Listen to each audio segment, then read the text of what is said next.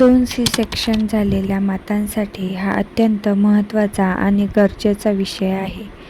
बऱ्याचदा डिलिव्हरीनंतर पहिल्या काही महिन्यांवरच लक्ष दिले जाते, पण दीर्घकालीन आरोग्याकडे दुर्लक्ष होते.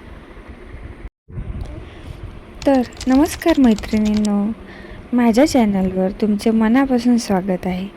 एक आई होणं हा जगातील सगळ्यात सुंदर अनुभव आहे, पण जेव्हा एका महिलेचे 2 सी सेक्शन होतात तेव्हा तिच्या शरीराला दुप्पट मेहनतीतून आणि रिकव्हरीमधून जावं लागतं. बऱ्याचदा काय होतं माहीत आहे का, डिलिव्हरी झाली की 1.25 महिना किंवा 1.5 महिना सगळे आपली खूप काळजी घेतात. डिंकाचे लाडू, मेथीचे लाडू, आराम सगळं मिळतं. पण जसं जसं काळ पुढे जातो, बाळ मोठं होतं तसं आपण स्वतःकडे दुर्लक्ष करायला लागतो. आणि मग काही वर्षांना सुरू होते ते असह्य पाठदुखी, कंबरदुखी, थकवा, पायात गोळे येणे आणि हाडांची कमजोरी. जर तुमचेही 2 किंवा 1 सी सेक्शन झाले असतील आणि तुम्हाला फक्त डिलिव्हरीपुरती नाही तर आयुष्यभर निरोगी आणि फिट राहायचं असेल, तर हा व्हिडिओ खास तुमच्यासाठी आहे. आज आपण पाहणार आहोत की 2 सी सेक्शन झाल्यानंतर शरीरात नक्की काय बदल होतात, कोणते त्रास उद्भवतात आणि आयुष्यभर स्वतःची काळजी कशी घ्यायची. व्हिडिओ शेवटपर्यंत नक्की बघा, कारण शेवटी मी काही प्रो टिप्स देणार आहे. सगळ्यात आधी आपण हे समजून घेऊया की 2 सिझेरियन झाल्यानंतर शरीरात नक्की काय समस्या उद्भवू शकतात आणि त्या का होतात. सगळ्यात पहिले, हाडांची कमजोरी आणि कॅल्शियमची कमतरता. गर्भधारणेदरम्यान आणि स्तनपान करताना बाळ आपल्या शरीरातील कॅल्शियम शोषून घेते. जर आपण वरून योग्य आहार घेतला नाही तर आपली हाडे ढिसूळ होतात. सी सेक्शन दरम्यान पाठीत दिलेल्या एपिड्युरल इंजेक्शनमुळे आणि डिलिव्हरीनंतर पाठीच्या स्नायूंवर पडणाऱ्या ताणामुळे पाठदुखी वर्षानुवर्षे पाठ सोडत नाही. सिझेरियनमध्ये पोटाचे स्नायू आणि त्वचा कापली जाते.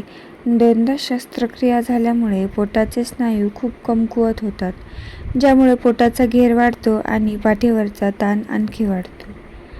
आतल्या आत टाके सुकताना जिथे कडकपणा येतो, यामुळे कधीकधी नसांवर ताण पडतो आणि पोटात किंवा पाठीत ओढल्यासारखं वाटतं. 2 शस्त्रक्रियांमुळे शरीरातील रक्तस्राव आणि ऱ्हास भरून निघायला वेळ लागतो.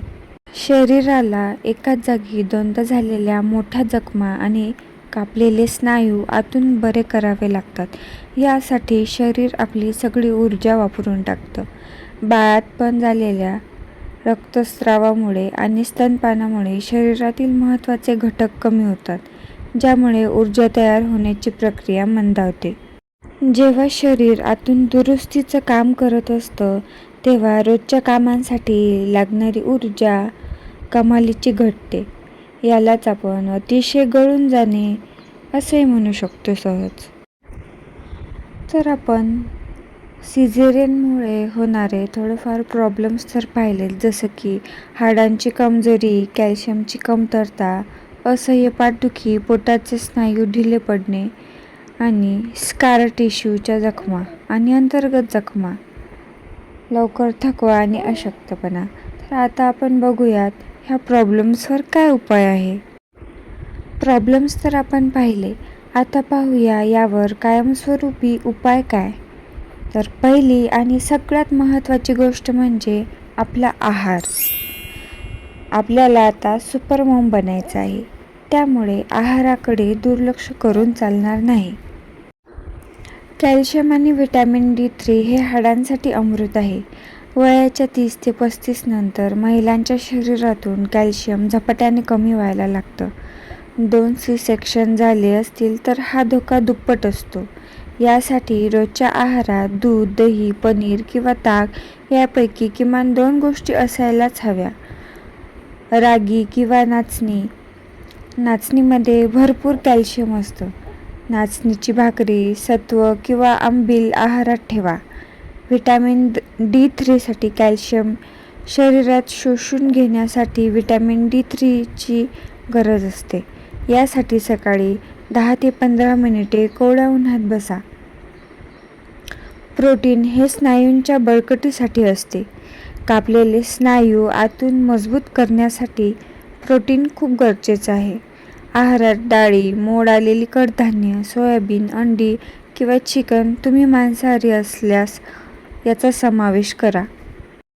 आणि स्वतःला हायड्रेट ठेवा. दीर्घकाळासाठी कॉन्स्टिपेशन टाळा, कारण पोट साफ नसेल तर पोटाच्या टाक्यांवर आणि पाठीवर ताण पडतो. दिवसातून कमीत कमी 3 ते 4 लिटर पाणी नक्की प्या. मैत्रिणींनो, एक गोष्ट नेहमी लक्षात ठेवा, आपण फक्त अन्नातून सर्व पोषण मिळवू शकत नाही. 2 सिझेरियन झालेल्या प्रत्येक महिलेने वयाच्या 40 ते 50 ओलांडेपर्यंत काही गोष्टींची नियमित तपासणी केलीच पाहिजे. वर्षातून एकदा रक्ताची चाचणी करा आणि डॉक्टरांच्या सल्ल्यानं कॅल्शियमच्या गोळ्यांचे कोर्सेस करा.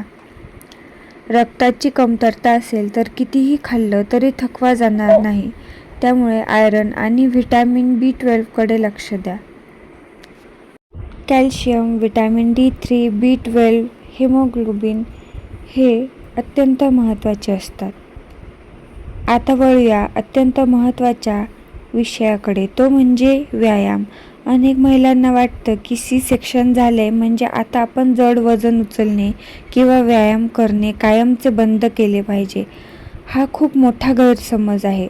डिलिव्हरीनंतर 6 महिन्यांनी तुम्ही हळूहळू व्यायाम करायला सुरू करू शकता आणि तो आयुष्यभर सुरूच ठेवला पाहिजे. थेट क्रंचेस किंवा कठीण व्यायाम करू नका, यामुळे पोटावर ताण पडेल. साधं हे व्यायाम आतले स्नायू मजबूत करतात. पेल्विक टिल्ट्स आणि पेल्विक फ्लोर व्यायाम हे आतले स्नायू मजबूत करतात आणि भविष्यात लघवी लीक होण्याचा त्रास, युरिनरी इनकॉन्टिनन्स टाळतात. पाठदुखी घालवण्यासाठी रोज सकाळी किंवा संध्याकाळी 10 मिनिटे पाठीचे हलके स्ट्रेचिंग करा, जसे की कॅट काऊ पोज किंवा भुजंगासन हलक्या प्रमाणामध्ये. आपण कोणतंही काम करतो तेव्हा योग्य पोश्चर असणं खूप महत्त्वाचे आहे. तुमची उठण्या बसण्याची पद्धत, बाळाला जवळ घेताना किंवा दूध पाजताना कधीही पुढे वाकू नका. पाठीला उशीचा सपोर्ट द्या. खाली पडलेली कोणतीही वस्तू उचलताना कमरेतून न वाकता गुडघ्यातून खाली बसून वस्तू उचला. या छोट्या छोट्या सवयींमुळे पाठीच्या मणक्यावर अचानक ताण पडत नाही. 2 मुलांची जबाबदारी, घरकाम, ऑफिस यामुळे महिला स्वतःच्या झोपेशी तडजोड करतात.